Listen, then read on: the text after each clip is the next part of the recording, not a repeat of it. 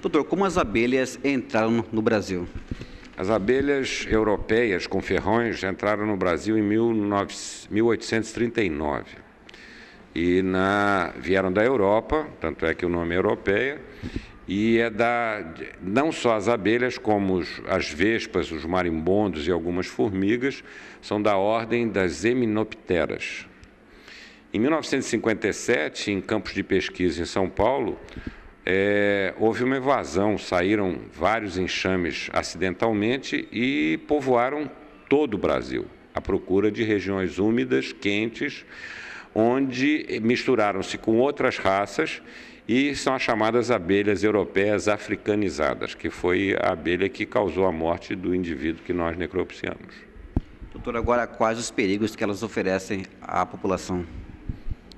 Veja bem, o veneno dessas abelhas africanizadas, apesar de serem as europeias com ferrões, são altamente produtoras de mel. O problema maior é a toxicidade. Então, elas são produtoras de mel, mas pelo fato de serem africanizadas, elas permanecem, elas mantêm em seu gene a agressividade das africanas. A gravidade, existem dois tipos de agressão, a tóxica e a alérgica.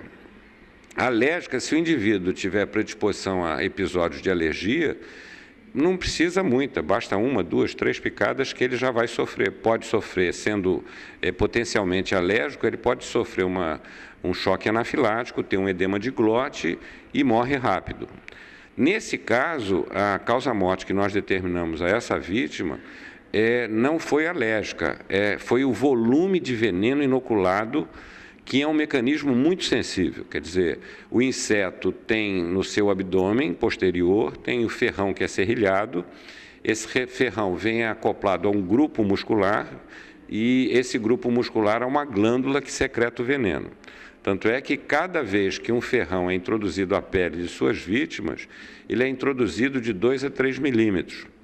E nesse momento da introdução, a parte muscular da glândula começa a excretar o veneno, que é altamente tóxico, inclusive cardiotóxico, ele vai atuar nas paredes da musculatura cardíaca, que é uma das causas-morte. Eles também podem, se já no efeito um pouco mais tardio, esse veneno ainda pode criar uma deficiência respiratória. E aí vem uma série de coisas, quer dizer, se for mais tardio ainda, e essa vítima vier a sobreviver, ela vai ter alteração renal, ela vai ter episódios de hipotensão, ela vai ter náuseas, vômitos, mas nesse caso em particular, nós colocamos como causa-morte, foi o volume das picadas, das ferroadas, não é bem picadas, que secretando o veneno foi maciço, quer dizer, uma dose muito grande. Inclusive, nós conversamos com um especialista em zootecnia da Unesp, em Botucatu, Dr. Vidal, e o grupo de trabalho dele pesquisando esse caso em particular, e ele nos informou que 500 picadas de abelhas africanizadas, no caso a europeia, elas injetam na sua vítima um volume de veneno equivalente a uma dose maciça de um ataque, ou de uma jararaca ou de uma cascavel adulta.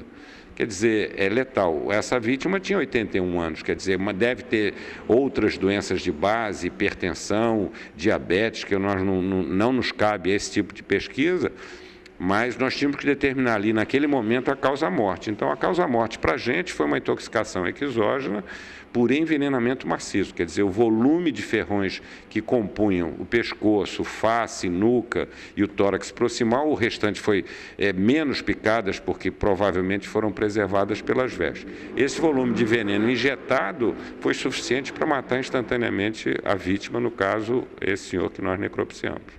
Lembrando que as abelhas não escolhem vítimas, até mesmo animais. Inclusive, essa professora que faz parte do grupo do professor Vidal da Unesp, lá em Botucatu, essa professora pesquisa vítimas fatais, mas no caso as vítimas fatais são animais, que têm um predomínio, uma concentração de ferrões, normalmente nos focinhos.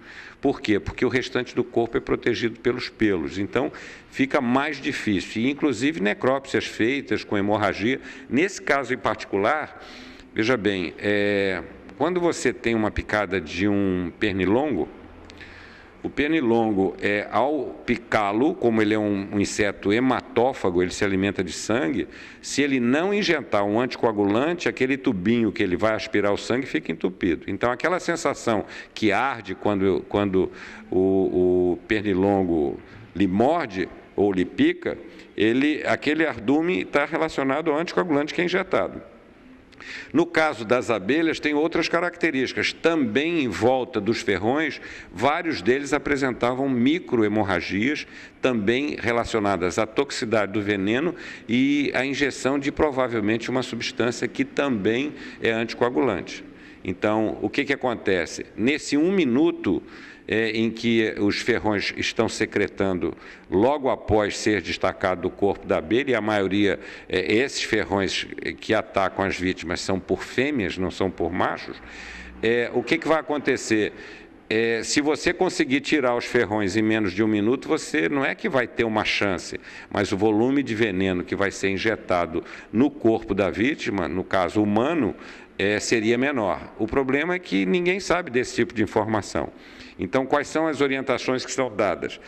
Se pega uma faca, né, em 1 minuto, que é o tempo está andando contra o relógio, e com a lâmina sem fio, tenta tirar aquela série de ferrões que estão acumulados numa mesma região. Se conseguir tirar, vai dar uma chance mínima, mas pelo menos eu acho que vale a tentativa. Doutor, no caso do seu Cláudio Rodrigues Calvário, de 81 anos, com o número de picadas apresentadas, dificilmente ele iria sobreviver. Na literatura tem casos relatados, inclusive no México, houveram 5 vítimas fatais que tiveram de 200 a 1.000 picadas cada uma e todas morreram instantaneamente. Então, o problema maior é que, mesmo depois que o ferrão introduzido na pele é um ferrão serrilhado, quer dizer, ele não sai com facilidade, em que a abelha levanta voo, a abelha morre logo a seguir, porque ela tem o seu abdômen posterior seccionado, arrancado, porque o ferrão fica na presa. Mesmo depois de solto e separado, aquela musculatura em volta do ferrão, durante 1 minuto, fica injetando veneno. Então, se você colocar, porque tem a glândula junto, a glândula que fabrica esse veneno, se você colocar 500 picadas, o volume de veneno de uma vez só é maciço, não há organismo humano que suporte.